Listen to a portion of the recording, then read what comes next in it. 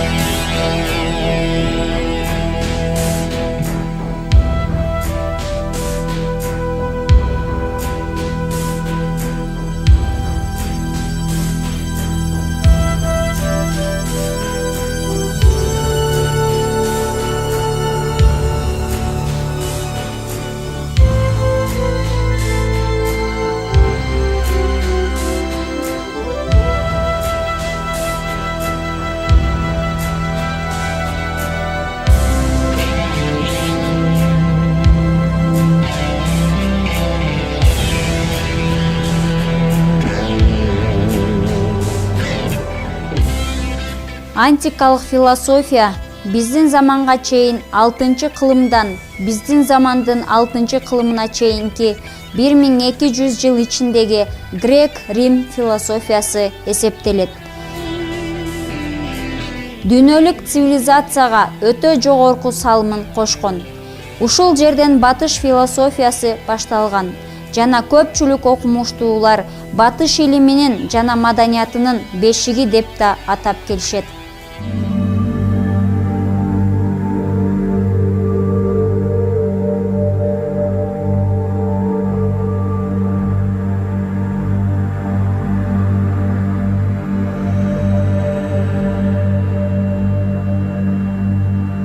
Гераклит жил в городе Эфес, остатки которого сейчас на территории Турции. Это один из богатых и очень активных торговых центров так называемого Ионийского побережья.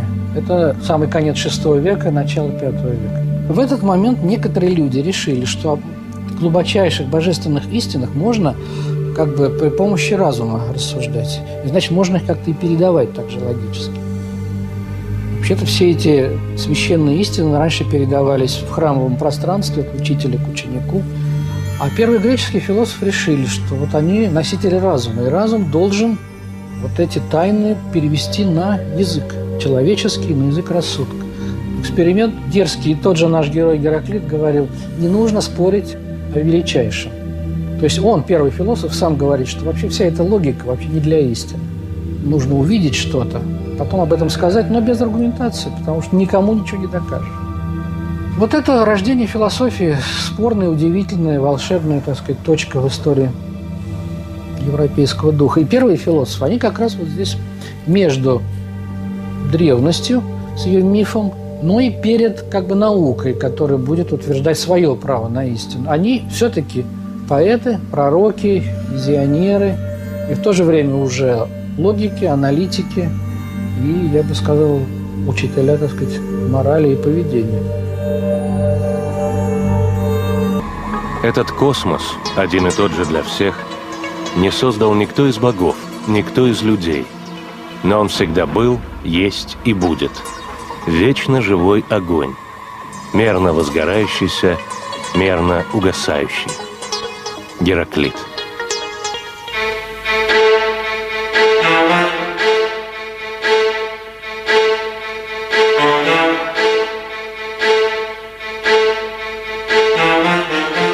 Греческое слово «космос», любимое слово философов. Строй, порядок, устройство, организация. Все, в результате чего беспорядок становится порядком, это космос. Например, строй военных – это космос. Женское украшение – это космос. Косметика вот отсюда слово. Здесь Гераклит хочет сказать, что любой порядок, даже вот который мы у себя в комнате наводим, он тоже не нами создан. Потому что любой порядок – это то, что с самого начала существовало. Мы его можем сломать, развалить, но это для нас будет беспорядок, а в мире опять восстановится гармония. То есть это, ну, говоря на современном жаргоне, это самоуправляющаяся автоматическая система, которая из любого хаотического состояния восстановит порядок. Вот так она устроена. Дальше Гераклит говорит, что этот мир не создан никем, ни из людей, ни из богов. Был, есть и будет. Тоже очень сильный тезис, который современников мог шокировать. Ученые говорят, что «был, есть и будет» – это сакральная формула из древних гимнов религиозных греческих. Ну, довольно обычная такая вот клише религиозная. Но так можно говорить о Боге. Он был, есть и будет. Он над временем, вне времени.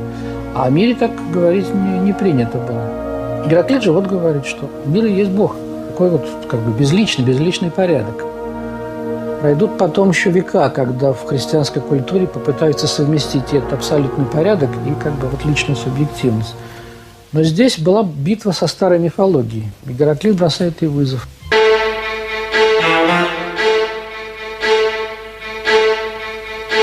Значит, перед нами вот этот мир, который был, есть и будет. Чем? Все-таки у него есть свое лицо у этого мира. Этот мир есть огонь, говорит Гераклит. Греческое «пюр» значит не столько вот огонь в смысле вот пламени, которое может что-то охватить, сколько вот такое светлое излучение. Огонь как энергия, как свет, как жар. Жизнь Бога в том, что он мерами вспыхивает и мерами угасает. По другим фрагментам можно представить, как Гераклит это видел. Происходит в какой-то момент воспламенение, вспышка. Это значит, что Бог превратился в мир. И дальше у огня это начинает сложная, непростая очень биография.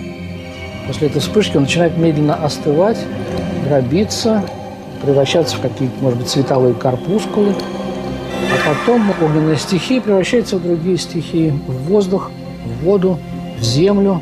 Причем вот этот процесс угасания ведет к тому, что мир становится многообразным, раздробленным, связанным, спутанным. Отдельные части приходят в конфликт друг с другом. Но в какой-то момент вот этот конфликт дорастает до того, что миру приходит конец. Мировой пожар автоматически необходим.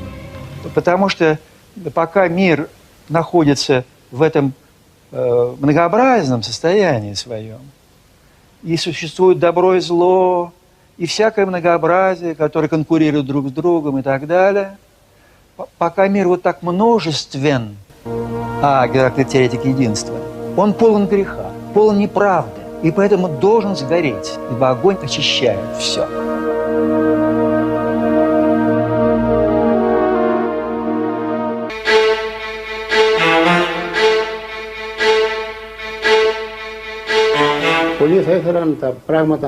Многим хотелось бы, чтобы предметы находились в одном и том же постоянном состоянии, чтобы существовала статичность, которая управляла бы всем и действовала бы всегда. Гераклит понимает, что это невозможно, потому что все течет, все постоянно меняется. Гераклит не представляет себе мир, где нет противоположностей. Если нет противоположностей, это значит, что мир погружается в болото, что мир похож на кладбище. Это одна сторона, как бы телесная жизнь Бога. Но у Гераклита всегда есть некоторое «но» и некоторый, так сказать, вход из замкнутой картинки, более многомерную. Что происходит, когда мир так огненно пульсирует? Он пульсирует не просто так, это не хаос, а это космос. Потому что пульсирует мерами. В этом фрагменте употреблено слово «метрон», то есть «мера». В других фрагментах говорится о единой мудрости божественной, «ген тософон», которая тождественна Богу, видимо. И произносится вот такой, высказывается термин, у которого длинная, славная и удивительная история. Греческий термин «логос».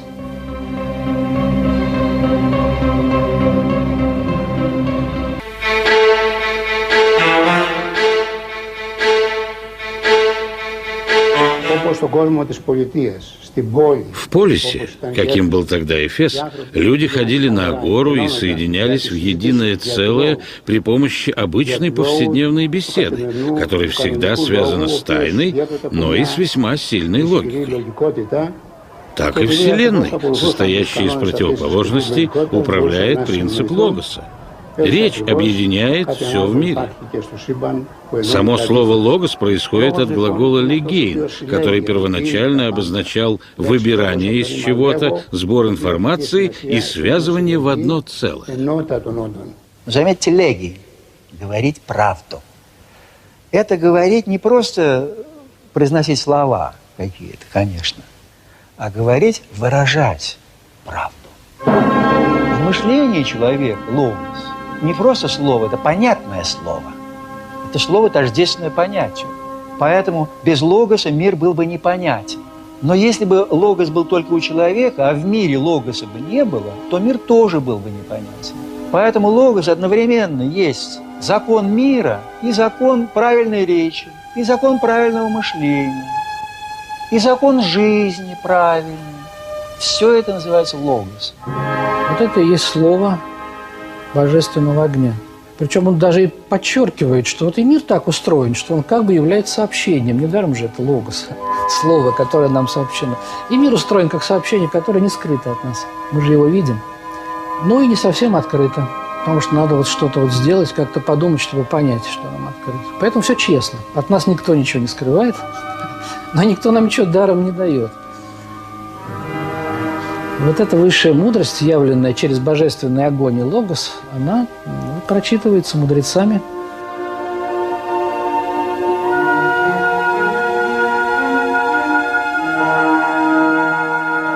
Я искал самого себя.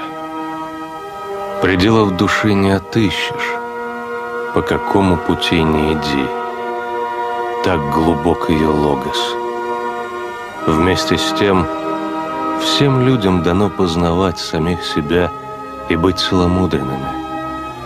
Целомудрие – величайшая добродетель. Мудрость же в том, чтобы говорить истину и действовать согласно природе, осознавая, что здравый рассудок у всех общий. Гераклит. Как и многие древние мудрецы, Гераклит считал, что человек, в общем, в миниатюре повторяет устройство космоса. Там есть все стихии, они как-то вот сопряжены, свиты вместе. Гераклит говорит больше. У человека есть душа. Вот у человека есть его личный логос, который принадлежит ему, и он одновременно принадлежит и Богу. Другие вещи тоже подчиняются логосу, но извне. А у человека это логос внутри. Гераклит прямо так и говорит. Душе присущ самоувеличивающийся логос. Есть компьютерная программа. Логос – это вложенная в каждую вещь программа. И она слепо подчиняется ей. Человек – единственное в космосе существо самопрограммирующееся, которому Бог позволил быть самопрограммирующим. То есть его логос будет раскручиваться вот так же бесконечно, как в космосе.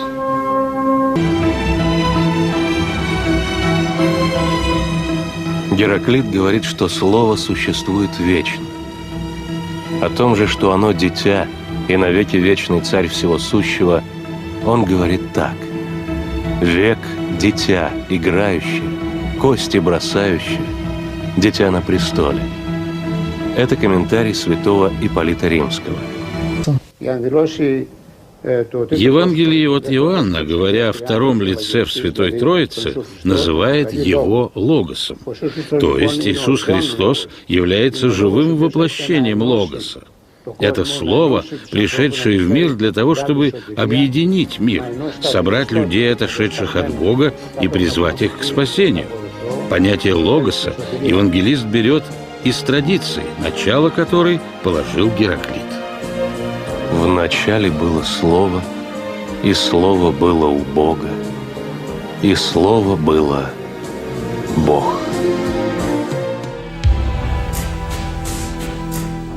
Философия чындыкка, акыйкатка жетүү үчүн адамдын өзү үчүн чыныгы умтулуусу, чыныгы сүйүүсү. Бул билим адамдын өзүнүн рухун эркиндикке чыгарат деп айткан.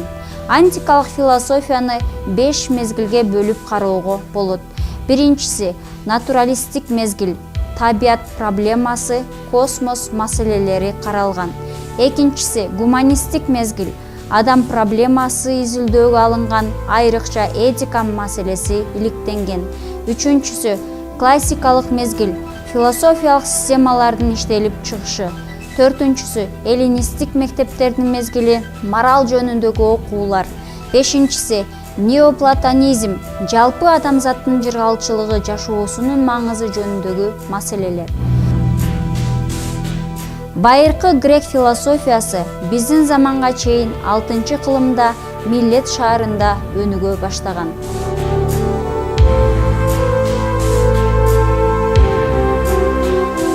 Действительно, как считается, философия рождается в конце 7-го, начале 6 веков до нашей эры в Древней Греции.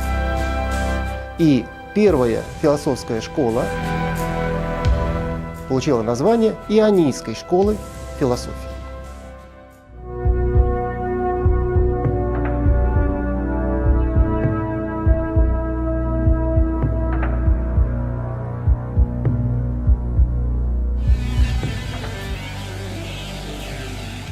Иония – это небольшая провинция, так называемой Великой Греции, расположенная на Малоазийском побережье, и именно в провинции возникает новая форма мысли, возникает философия. Действительно, есть такая французская пословица: гении рождаются в провинции, а умирают в Париже. Новое приходит с периферии, новое не кристаллизуется сразу в центре. И философия также возникает в провинции того наиболее развитого общества античности, а именно Древней Греции, но потом переходит в центр, в Афины, и там достигает своего наибольшего расцвета. Пока мы говорим о ранней античной философии, о философии, которая возникает на периферии. Ионийская философия представлена 4 основными именами, 4 основными представителями. Это Фалес, это Анаксимандр, это Анаксимен, и позже к ним добавляется Гераклит. Что характеризует всех этих философов, почему они занимают некую единую позицию, и они образуют единую школу? Общей их чертой является постановка вопроса о так называемом первоначале и первоэлементе, о том, из чего возникают все вещи и на что все вещи распадаются по мере их прихождения, по мере их смерти. Такое первоначало и первоэлемент каждый из этих философов трактовал по-разному, но общее у всех этих трактовок, тем не менее, было то, что это первоначало и первоэлемент рассматривалось в чувственном плане, как некое природное, чувственно воспринимаемое начало, как некая стихия. Однако Фалес считал, что таким первоначалом, первоэлементом является вода. Анаксимен считал, что таким первоначалом является воздух. Анаксимандр пошел еще дальше. Он определил первоначало как апейрон. И чуть позже мы об этом поговорим особо. Ну и, наконец, Гераклит, поздний представитель ионийской философии, трактовал первоначало и первоэлемент как огонь, мерами разгорающий и мерами затухающий. Надо отдавать себе, конечно, отчет, что вода, воздух – это некие обобщенные понятия для некого текучего, для некого неопределенного начала. Вода – это, конечно, не H2O. Это некое общее имя, общее понятие. Воздух – это не смесь кислорода, азота и других газов. Это тоже некое общее понятие, по-гречески «пневма», для обозначения некого такого воздухообразного начала.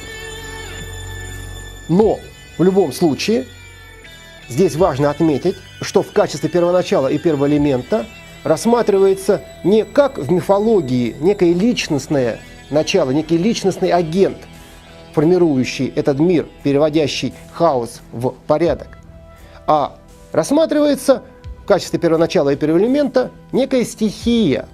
И процессы, которые ведут к формированию вещей, рассматриваются как естественные процессы, как процессы, связанные с естественным развитием хода вещей. Особый разговор о первоначале и первоэлементе, который мы видим у Анаксимандра. Анаксимандр поставил, пожалуй, впервые вопрос о первоначале и первоэлементе в том самом стиле, который позже будет назван философским стилем. А именно, вопрос о первоначале и первоэлементе у Анаксимандра звучал так. Какими свойствами обладает первоначало, если оно первоначало? И размышление над этим вопросом приводит Анаксимандра к мысли о том, что первоначало должно быть неопределенным. Действительно, как позже скажет Спиноза, любое определение есть ограничение. Любая наша определенность связана с ограничением неких возможностей, которые оказываются нереализованными именно потому, что мы совершаем этот определенный шаг. Соответственно, если мы приходим, например, на занятия по философии, это значит, что мы сделали некий определенный шаг, придя на эти занятия, но сколько возможностей при этом мы убили? Мы убили большое количество возможностей, которые оказались нереализованными именно потому, что мы пришли на занятия по философии, чтобы выбрали этот определенный вариант нашего поведения, наших действий. Таким образом, действительно, любой определенный шаг, любая определенность есть смерть тех возможностей, которые оказались нереализованными именно потому, что был сделан этот шаг. Но первоначало должно обладать всем пространством возможностей.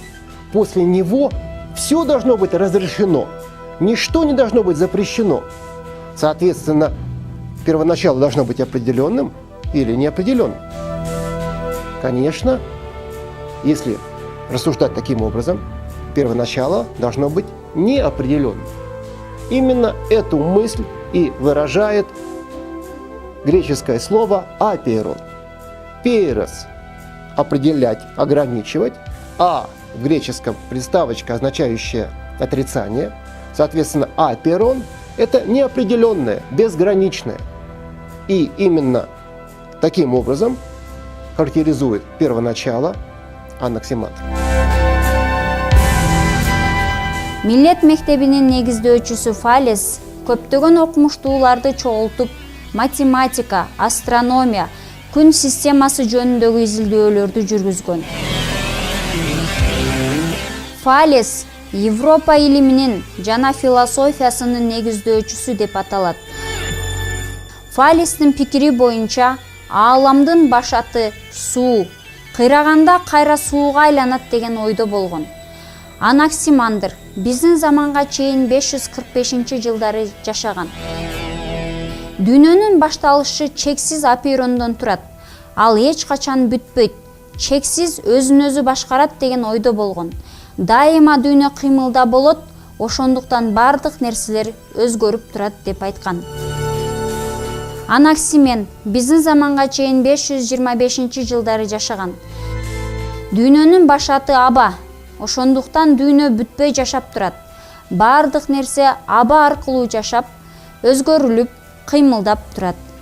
Классикалык мезгилге чейинки грек ойчулу Гераклит өзгөрүүлөрдүн универсалдуулугун белгилеген алгачкы философиялык концепцияны жараткан. Гераклиттин табият жөнүндө деген эмгегинде нерселердин тынымсыз өзгөрүшүнүн, агымынын жана өнүгүшүнүн принциби ырасталган. Башкача айтканда, бардыгы агат, закымдалат, абсолюттук тынч нерсе жок, суунун агымын эки жолу кечүүгө болбойт деп айткан. Гераклиттин окуусунда дүйнө чексиз, иреттүү космос катары сүрөттөлүп, ал Кудай адамдар тарабынан жаратылбастан күйүп жанып от болуп жашап турат жана жашай бермекчи. Башкача айтканда, нерселер жана кубулуштар оттон жаралып, жок болуп кыйрап баратып, кайрадан отко айланышат деп белгилеген. Демокрит бардык нерсе эң майда кыймылдуу бөлүнбөс бөлүкчөлөрдөн турат деп айткан. Алар бүткүл телодо жайланышкан. Эгерде атомдор кыймылга келсе, адамдын туюуларына таасир этет. Демокриттин ою боюнча дүйнө эки нерседен турат. Биринчиси, атомдор хаостук түзүлүштүн ичинде башаламан кыймылда болгондуктан жер жана жарык, ай жана система түзүлгөн. Экинчиси, атомдордо жогорутон төмөн тез кыймылдоо болгондуктан бардык нерселер жерге тартылуунун негизинде жаралган. Пифагор мектеби биздин заманга чейин 6-5 кылымдарда пайда болгон. Пифагор тарабынан негизделген негизги максат диний, адеп, ахлактык реформаларды жүргүзүү болгон. Пифагор биринчи философияны колдонгон адам. Сандар бардык нерселердин сырын сактайт. Кудайдын бүткүл дүйнөлүк гармониясын белгилеп турат. Пифагор өзүнүн окуучуларын математиктер деп атаган. Ал эми жакшы жашоого умтулган адамдарды философтор деп айткан. Софизм биздин заманга чейинки 5-кылымдарга таандык. Алгачкы скептикалык багыт байыркы гректер софизм деген сөздөрдү акылдуу, интеллектуалдуу деп түшүнүшкөн. Байыркы грек тарыхчысы Геродот Фалести жана Пифагорду софисттер деп атаган. Биздин заманга чейин 5-кылымдын экинчи жарымынан баштап акча төлөп окутуунун формасын софисттер деп атай башташкан. Башкача айтканда, акчага окутуучу багыт болуп эсептелинген. Биринчи болуп Өзерки менен Протагор өзүн софист деп атаган. Кийинчерээк Горгий, Гиппий өздөрүн софисттербиз деп атай башташкан. Алар алгачкы логиктер катары белгилүү болушкан. Протагор адам бардык нерсенин чени деп эсептеп, адамды таанууга аракет кыла баштаган. Сократка чейинки мезгил натур философиялык деп аталып, антикалык философиянын экинчи чоң мезгилинин баштоочусу болуп эсептелет. Афиняне, по всему вижу я, что вы как бы особенно набожны. Ибо, проходя и осматривая ваши святыни, я нашел и жертвенник, на котором написано «Неведомому Богу». Сего-то, которого вы, не зная, чтите, я проповедую вам. Апостол Павел.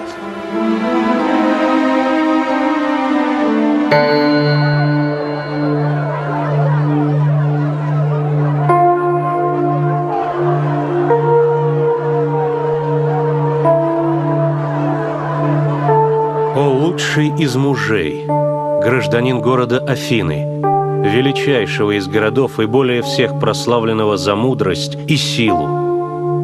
Не стыдно ли тебе, что ты заботишься о деньгах, чтобы у тебя их было больше всего, о славе и о почестях, о разумности, истине и о душе своей, чтобы она была как можно лучше, не заботишься и не помышляешь.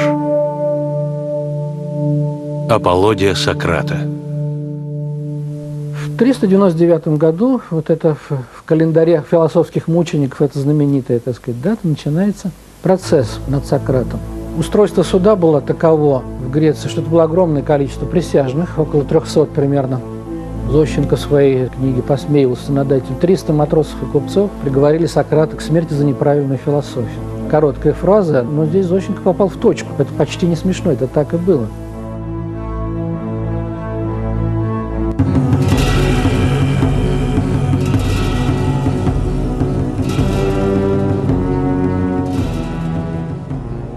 Στην απολογία του Πλάτωνα, в диалоге Платона «Апология», где Сократ сам защищает себя перед судом, он называет своим первым обвинителем Аристофана, не произнося его имени, но все настолько ясно, что у нас не возникает на этот счет ни малейшего сомнения.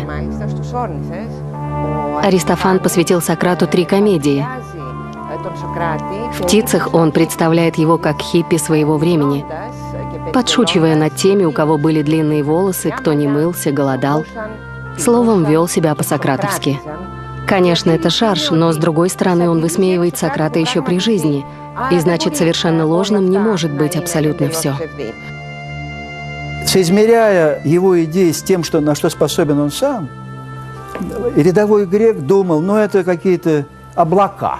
И Аристофан в комедии это вот выводит, потому что он сам, будучи великим комедиографом, он не дорос до уровня философа. Философ – это ведь особый разряд людей, которые себе не принадлежат, которые посвящают свою жизнь тому, чтобы улучшить, усовершенствовать человека.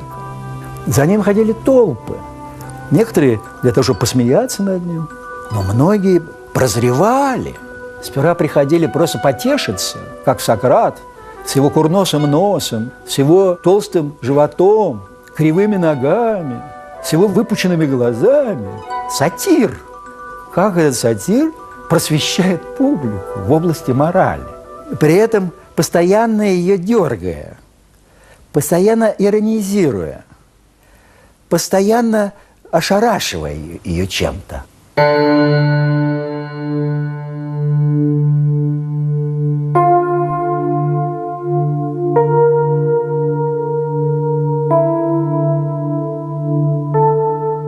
О мужи Афиняне! Я защищаюсь теперь совсем не ради себя, как это может казаться, а ради вас, чтобы вам, осудивший меня на смерть, не проглядеть дара, который вы получили от Бога. В самом деле, если вы меня убьете, вам нелегко будет найти еще такого человека, который, смешно сказать, приставлен к городу как овод к лошади, большой и благородной, но обленившейся от тучности и нуждающейся в том, чтобы ее подгоняли. Сократ был афинский житель, афинский патриот, очень горячий, кстати говоря. Отец его был скульптор и каменотес, мать была повивальной бабкой, акушеркой. То есть род незнатный, но, как мы знаем, это демократический город, где каждый может, в общем, своим талантом себя утвердить. Сократ с какого-то момента начинает проявлять то, что он делает лучше других. Он начинает спрашивать. И в первую очередь о том, что такое добро. Сократ ходит повсюду. Он слышит начало разговора, вклинивается в середину и начинает свое знаменитое сократовское испытание. Если ты пророк, скажи, что есть священное. Если полководец, что есть мужество.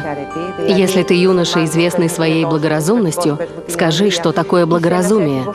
Задавая вопрос за вопросом, он просит тебя определить тот вид добродетели, которым, как предполагается, ты владеешь. Нетрудно догадаться, какое это вызывало раздражение и злобу, если представить себе юношей, которые, вероятно, улыбались или хихикали, видя, как кто-нибудь из выдающихся граждан не мог ответить Сократу и попадал в крайне неловкое положение. Человек, уже, казалось бы, достигший истины, вдруг должен был обнаружить по этому методу, что он, оказывается, совершенно ее не достиг. И более того, он вообще ничего не знает. Поэтому метод иронии фактически и выражен в знаменитой фразе Сократа: «Я знаю, что я ничего не знаю». Когда человек иронизирует над своими собственными заслугами и достоинствами, это хорошо. Ибо он тогда очищает себя от этого самодовольства, которое сковывает его силы творческие. Человек самодовольный, он же не хочет ничего менять не хочет.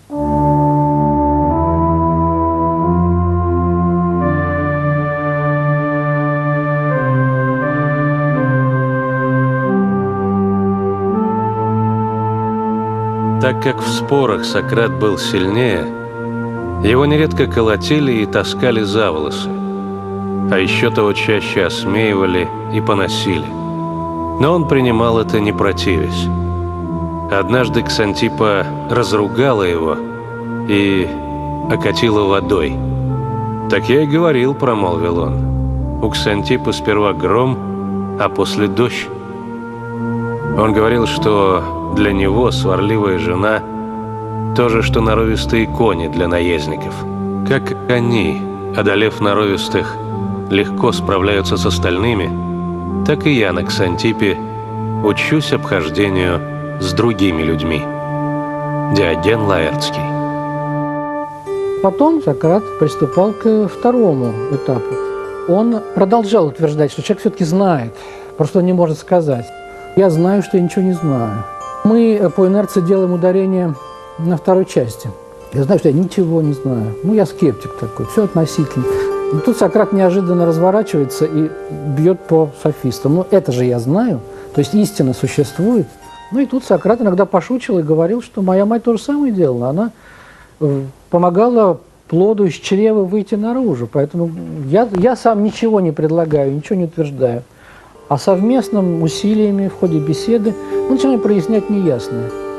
Постепенно, не обрушивая сразу шквал эрудиции, которым он, конечно, обладал, он постепенно, при мере простейших вещей, подводит человека к пониманию важнейших для него истин. Что есть правда, что есть добродетель, что есть государство, что есть жизнь, что есть смерть. Это повивальное искусство потихоньку в этой толпе производит какой-то катарсис, очищение. Главная мысль Сократа – это странное и удивительное его высказывание о том, что добро и знание одно и то же. То есть, когда мы стремимся к какому-то смыслу, мы понимаем, что кроме информации есть видение какого-то смысла. А смысл всегда несет уже немножко этическую какую-то нагрузку. Но и также мы можем рассуждать о добре, о добродетели, пока мы действуем бессознательно или нечаянно, ведь это же не добро, а это наш порыв. Это эмоции или обстоятельства. А все-таки человек добрый – это человек, который сознательно выполняет то, что он должен выполнять, а не то, что ему хочется. Но для этого необходимо сознание, а сознание все-таки это форма знания. Даже эти два простых рассуждения показывают, что в знании есть какой-то заряд этики, а в морали какое-то требование знания и сознательности. А Сократ, как положено гению, видел точку, где эти линии пересекаются. И в этой точке находится человек. Он прорвался в это измерение, где существует отдельный конкретный человек.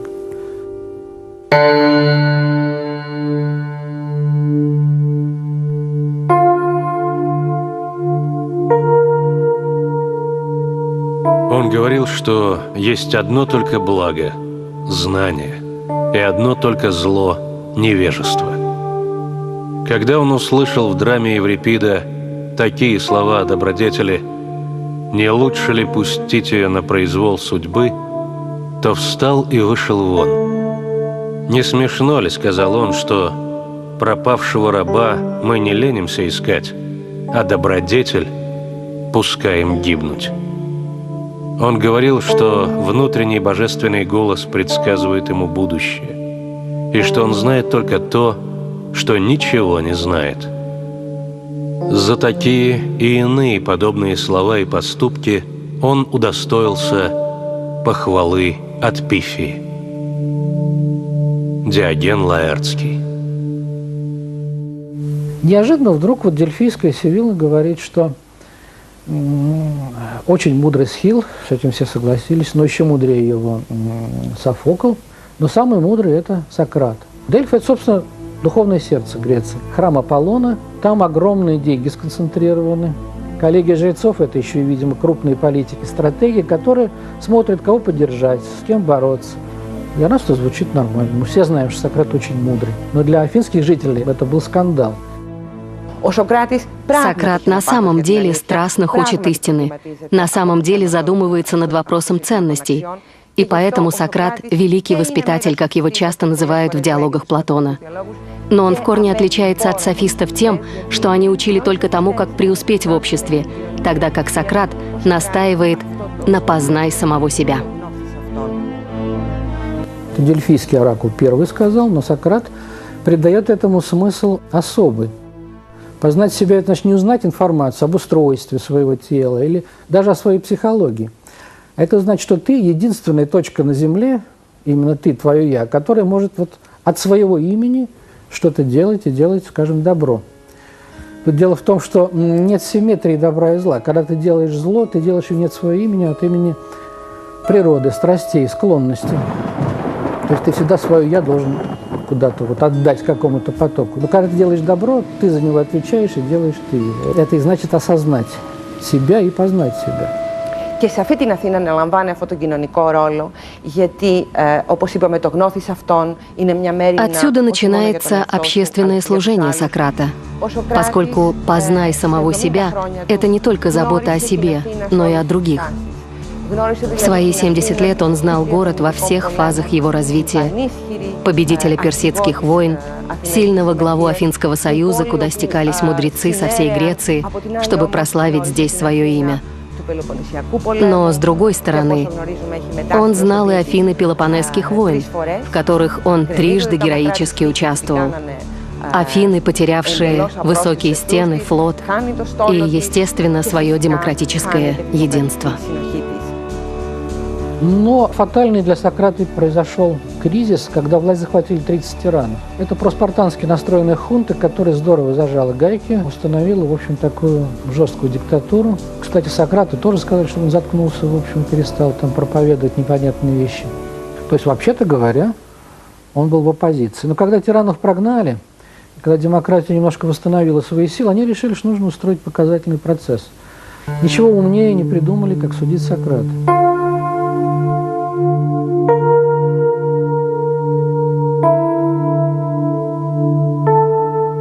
Обвинителей было трое.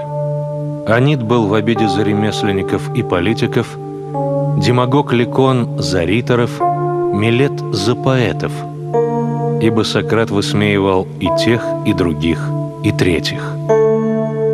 Клятвенное заявление перед судом было такое: Сократ повинен в том, что не чтит богов, которых чтит город, а вводит новые божества, и повинен в том, что развращает юношество, а наказание за то — смерть. Диоген Лаэртский. Мы знаем, что великие люди всегда имеют завистников, недоброжелателей, врагов. И, конечно, у Сократа такие были. Прежде всего, это были те холеные аристократы, которым не нравилось, что их дети бегают к Сократу, босоногому. Отбиваются от рук. Для них теперь главный авторитет Сократ, а не родители и так далее. И это вызывало очень большое беспокойство в обществе. У Аристофана мы видим Сократа, заменяющего божеств Полиса, тремя странными неизвестными сущностями. Это облака, язык и пустота. Также Сократ убеждает юношу Фидиппида в том, что тот может доказать своему отцу, что сын имеет право его высечь. И это был повод к серьезному обвинению в развращении молодежи. Был закон, по которому амнистии подлежали все преступления, совершенные во время Пелопоннесских войн и во время правления 30 тиранов. Поэтому они не могли прямо осудить Сократа по политическим причинам и обвинили его в неблагочестии. Выступали обвинители, и после этого нужно было толпе присяжных сказать, в принципе, виновен он или нет. Вторая акция этого действия – это сказать, к чему его присуждаем.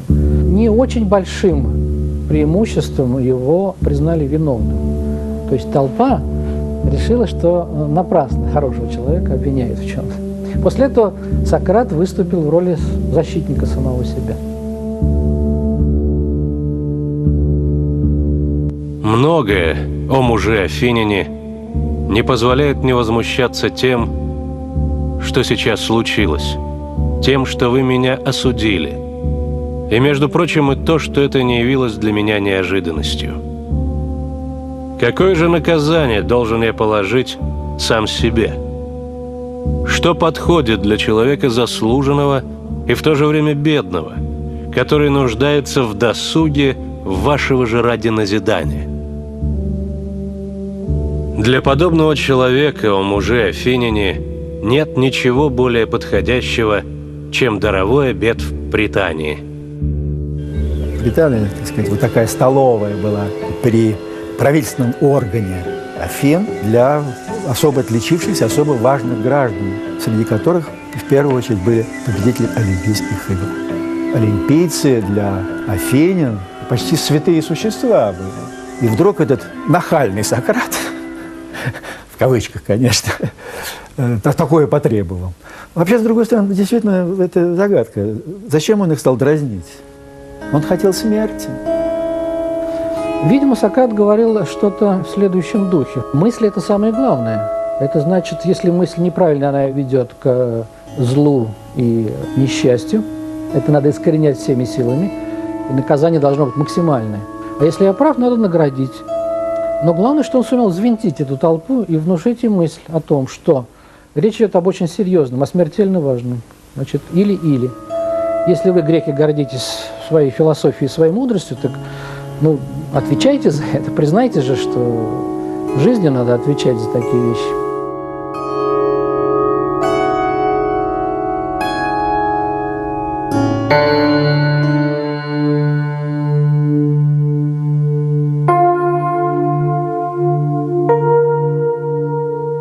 А теперь, мои обвинители, я желаю предсказать, что с вами будет после этого. Тотчас за моей смертью придет на вас мщение, которое будет много тяжелее той смерти, на которую вы меня осудили. И вот теперь, делая это, вы думали избавиться от необходимости давать отчет в своей жизни. А случится с вами совсем обратное. Если вы думаете, что, убивая людей, вы удержите их от порицания вас за то, что живете неправильно, то вы заблуждаетесь. Ведь такой способ самозащиты и не вполне возможен, и не хорош. А вот вам способ и самый хороший, и самый легкий. Не закрывать рта другим, а самим стараться быть как можно лучше.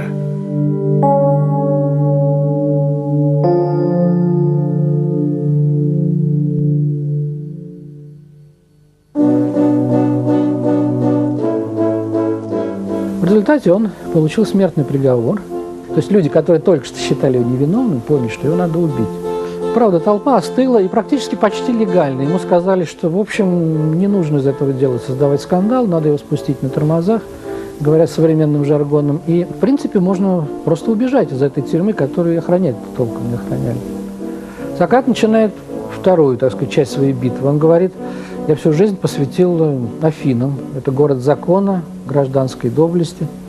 Я старый человек, и в конце жизни я буду нарушать то, ради чего я прожил жизнь. Нет уж, извините, если проговорили, я буду ждать приведения приговора к исполнению. Сократ сказал: ну что ж, смерть для меня не является каким-то злом, ведь я после смерти окажусь в числе великих героев Греции, буду наслаждаться их обществом. То есть он как бы не то чтобы говорит о бессмертии, он как бы вот до конца все-таки вот в процессе суда он высказывает сомнения, есть ли бессмертие или нет. Но он, во всяком случае, смерти не боится, и у него есть некоторая все-таки надежда, что есть бессмертие.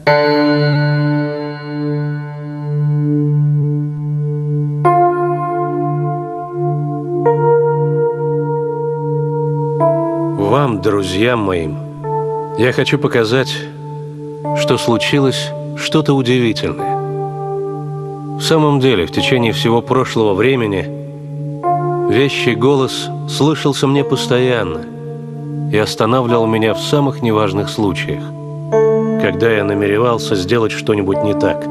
А вот теперь, когда со мной случилось то, что может показаться величайшим из зол, по крайней мере, так принято думать, божественное знамение не остановило меня ни утром, когда я выходил из дому, ни в то время, когда я входил в суд, ни в течение всей речи, что бы я ни хотел сказать. Как же мне это понимать? А вот я вам скажу. Похоже, в самом деле, все это произошло к моему благу. И быть этого не может, чтобы мы правильно понимали дело, полагая, что смерть есть зло. По техническим причинам ожидания затянулось, но в конце концов Сократ вышел в Цикуту в окружении любимых учеников. Он спокойно, достойно, по свидетельству Платона, подробно описывая свои ощущения, свои мысли. Ну и сказал то, что не было для греков совсем уж шокирующей истиной, о том, что смерть – это избавление. Необычно было то, что человек умирает, потому что он сделал интеллектуальный именно выбор. Это потрясло окружающих. Надо сказать, что афинские жители – это были такие вот зрители спектакля очень, очень благодарные. Плакали, смеялись, переживали.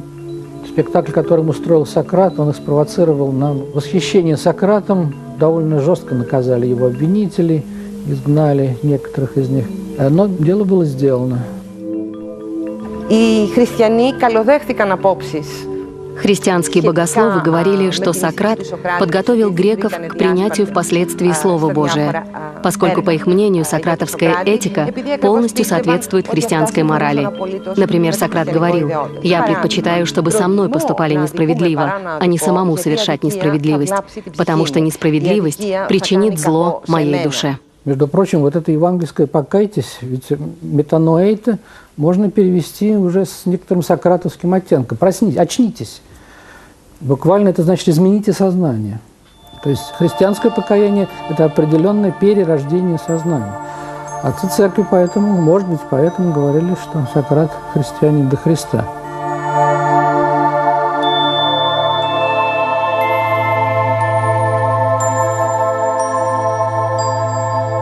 Я полон радостной надежды, что умерших ждет некое будущее, и что оно, как гласят и старинные предания, неизмеримо лучше для добрых, чем для дурных.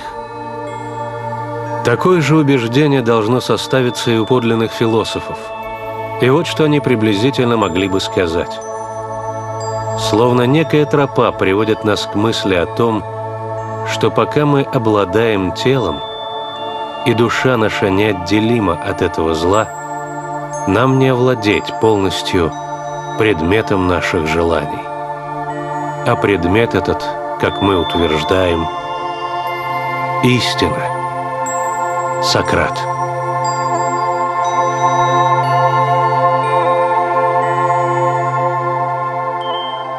Мен өзүмдүн эч нерсе билбестигимди билем деп, дүйнөнү таанууга мүмкүн болбогон ири кубулуш деп атайт.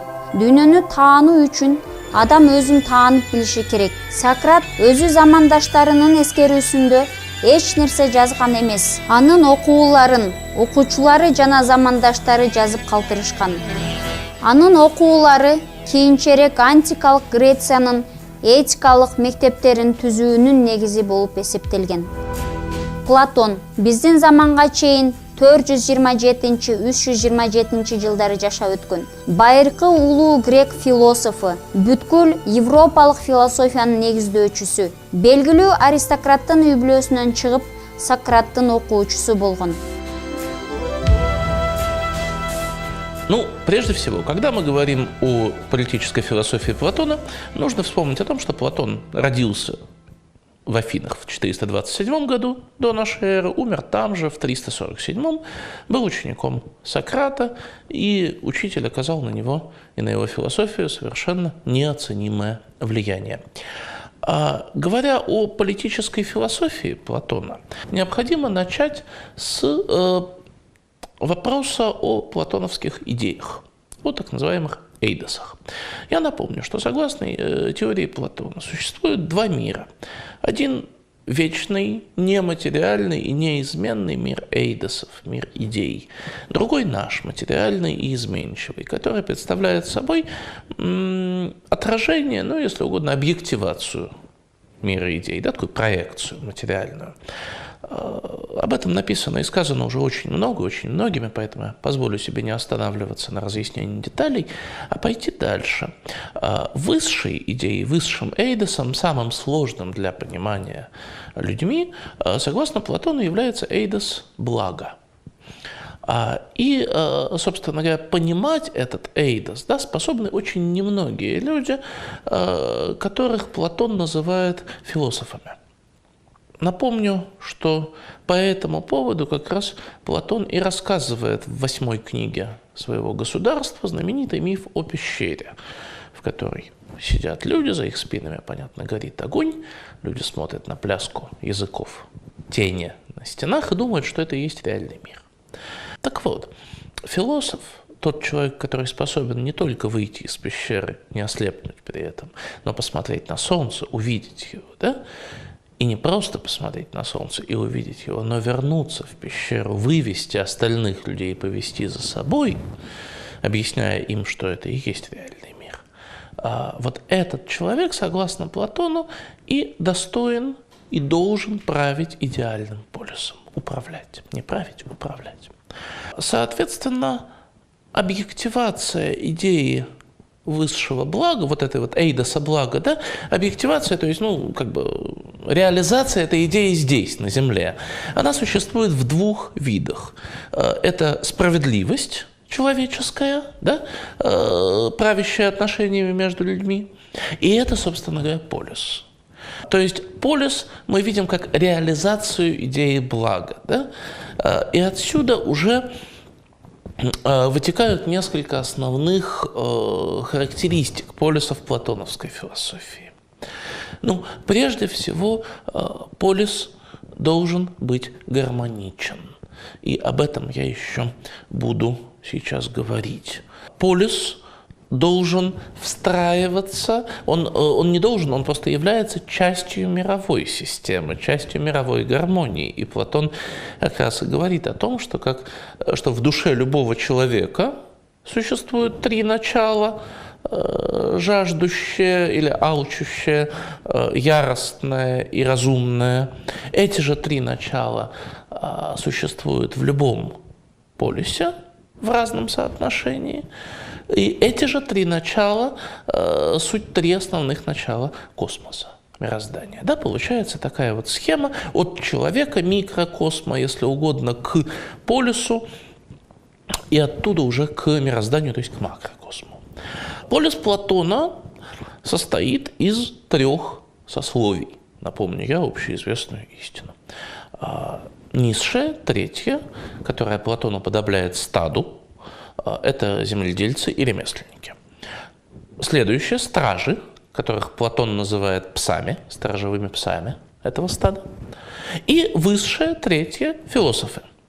Философы, которые правят, пастухи, пастыри, Если мы рассмотрим структуру полюса вот так, как я ее сейчас очертил, и не добавляя ничего больше, то мы неминуемо совершенно придем к тому, что Платон строит классическую пирамиду тоталитарного общества. О чем, собственно, писал Карл Поппер, который Платона знал плохо. Но давайте посмотрим на это чуть более подробно, более внимательно. Да? И мы увидим, что все совсем не так. На чем строится гармония платоновского полюса? Каждого ребенка, говорит Платон, я говорю, что существование платоновского полюса, и об этом, собственно говоря, Сократ говорит в «Диалоге государства», как раз у Платона, оно вообще-то возможно, если мы изначально, априори, предположим существование некой команды философов, стоящей у истоков этого полюса. Вот те, которые смогут воспитать первое поколение. Почему? Потому что в основе гармонии платоновского полюса, повторюсь, лежит воспитание индивидуальное. Я напомню, что дети должны быть отлучены при рождении, их должны забирать у родителей, и воспитанием их должны заниматься, собственно, философы. Вот те априорные философы, стоящие у истоков.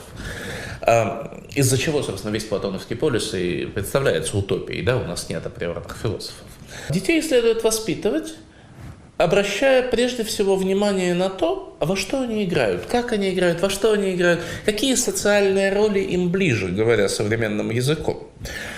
И, исходя из этого, философы определяют, к какому из сословий относится тот или иной ребенок. Опускаясь совсем на уровень примера, одно дело, если вы играете в дочки-матери, другое, если в казаки-разбойники, а третье, если в царя, и вы непременно хотите быть царем. Я, конечно, сейчас упрощаю, но суть понятна. Дети, которые определяются в третье сословие, обучаются меньше всех остальных, потому что их работа – это работа руками. Возделывать землю, заниматься ремеслами, обшивать, обстирывать, готовить и так далее. То есть это обеспечение всего быта полиса Платона, если уж на то пошло. Вот это самое третье сословие, низшее сословие, которое в марксистской интерпретации предстает нам сословием угнетенных, на самом деле является основным для платоновского полюса. Собственно, это и есть его основные граждане. Два высших – стражи и философы. Но для начала, конечно, стражи. Философа надо еще воспитать. Я позволю себе напомнить, что воспитание и образование платоновского философа, дай бог, заканчивается к 55 годам. До этого дожить надо сначала. То есть философ сначала проходит через карьеру стража. Стражи. Платон их называет сторожевыми псами.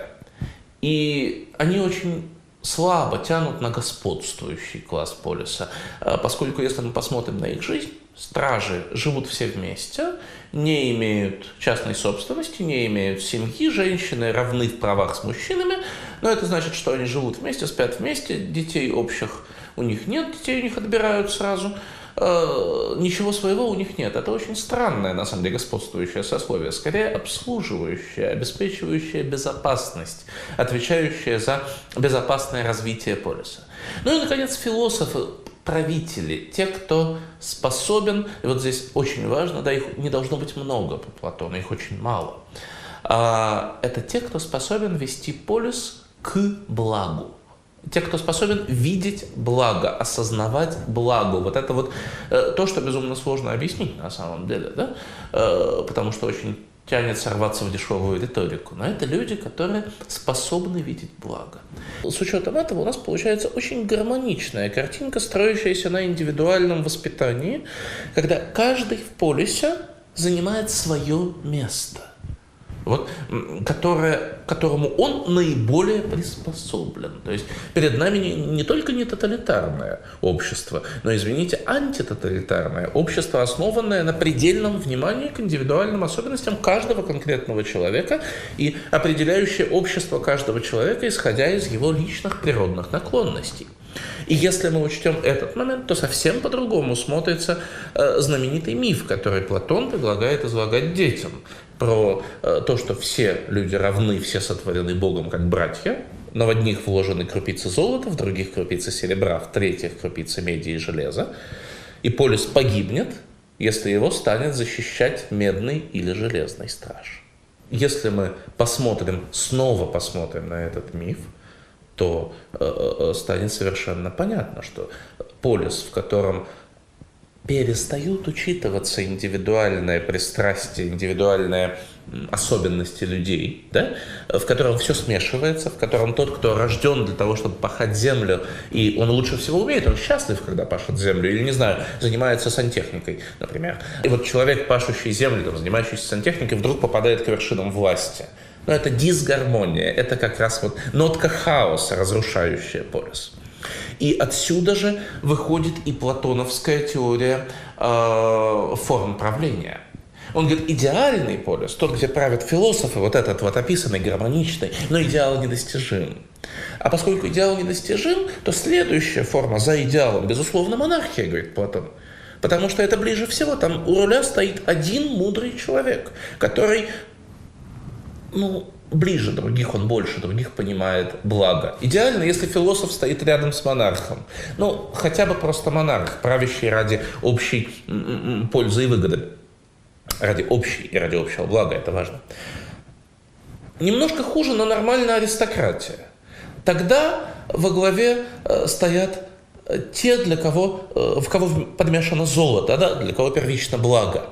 Но если не аристократия, говорит Платон, если во главе ставят серебряное сословие, встанут стражи, тогда образуется режим, который Платон называет тимократия, от греческого тиме, воинская честь. Это будет очень воинственный полис. Полис, ориентированный на войну, потому что, понятно, да, идеал стражи – это постоянная война. И стражи рано-поздно сломаются, не смогут соблюсти свое вот это вот имущественное безбрачие, извините, отсутствие частной собственности. Они начнут захватывать добычу, они присвоят ее себе хотя бы частично. И начнется коррупция, начнется развращение нравов. Как только это начнется, тимократия неминуемо, говорит Платон, начнет перерастать в олигархию. Власть немногих, власть богачей. Те, для кого денежные мешки, собственные, разумеется, денежные мешки, уже важнее и побед, и чести, и славы. А большая часть людей, то самое третье, сословие низшее, начнет все более беднеть, издуряемое поборами.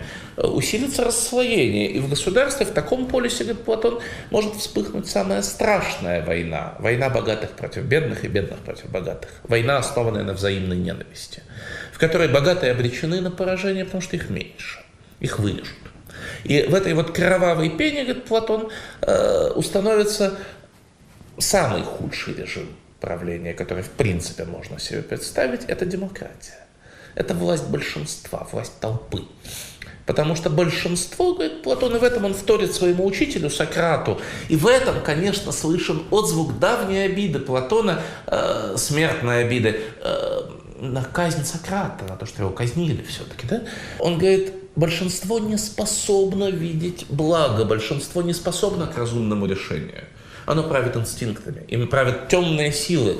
Опьяненные свободой, они режут друг друга.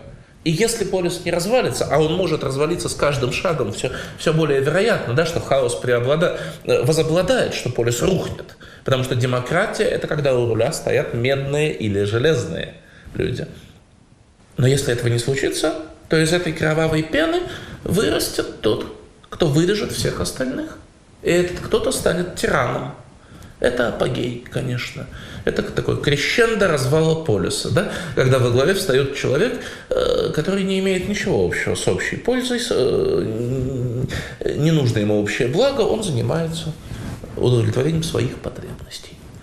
Но теоретически мы можем сделать один виток, предположить. Платон о нем не пишет, но он просматривается. Платон все-таки диалектик, Платон все-таки древний грек.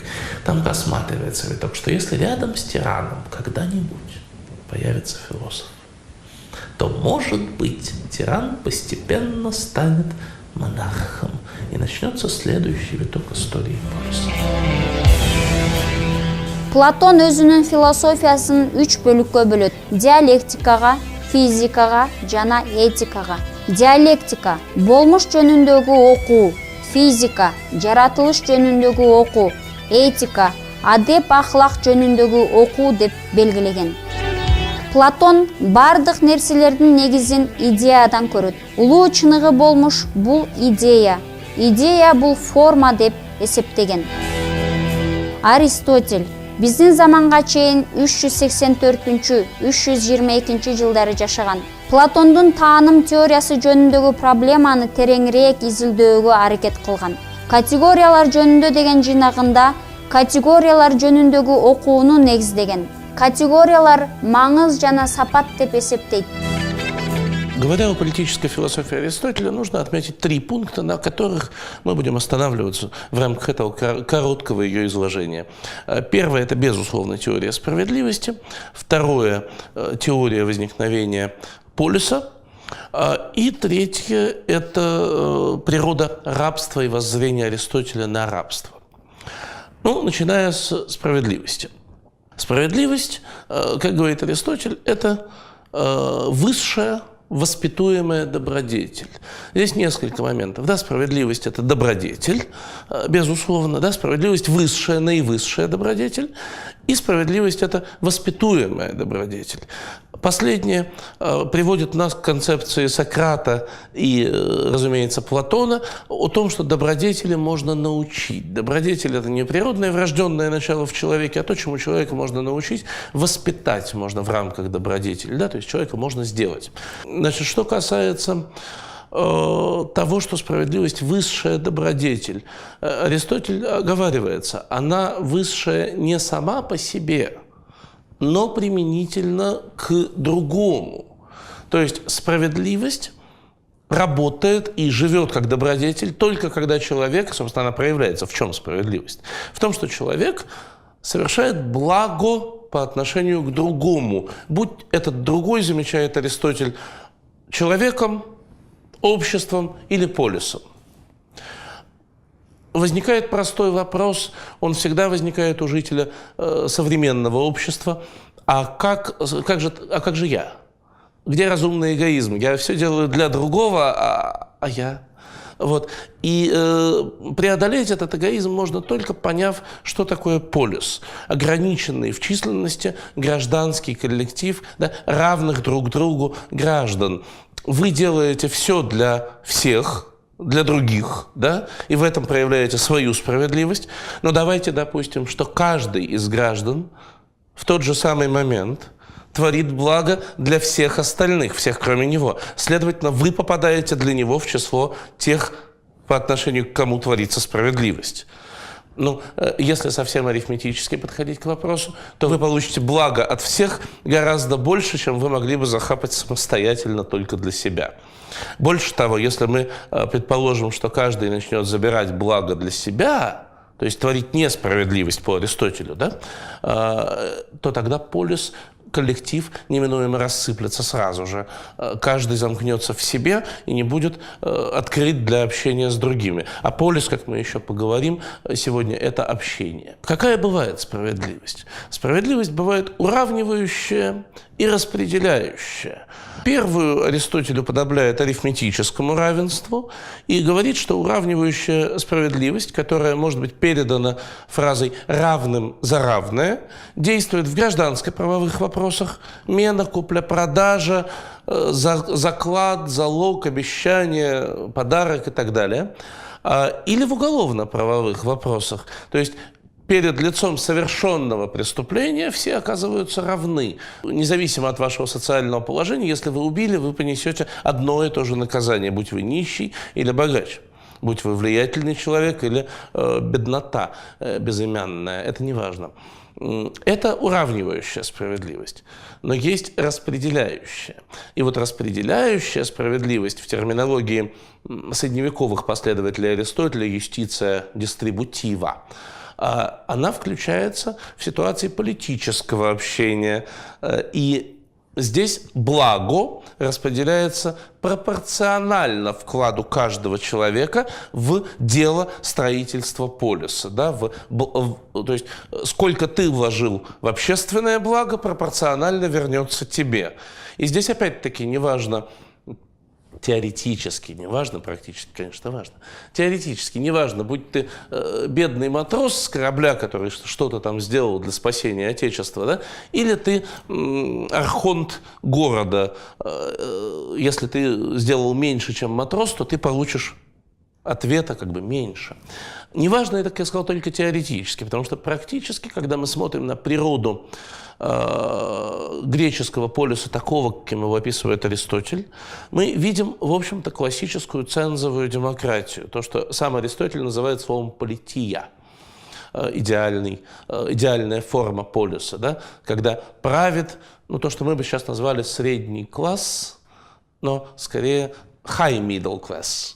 Люди состоятельные, обладающие землей в пределах города, влиянием в политических вопросах, тратящие свое время, отметим, не на зарабатывание себе денег или хлеба, а на политику. Вот. А остальные, они не могут они внести в общественное благо ничего серьезного. Следовательно, они не могут рассчитывать на большую отдачу по распределяющей справедливости.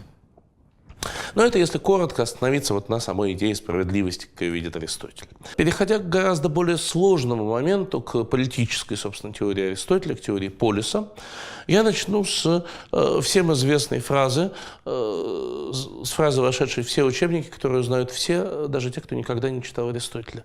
Человек – это существо политическое.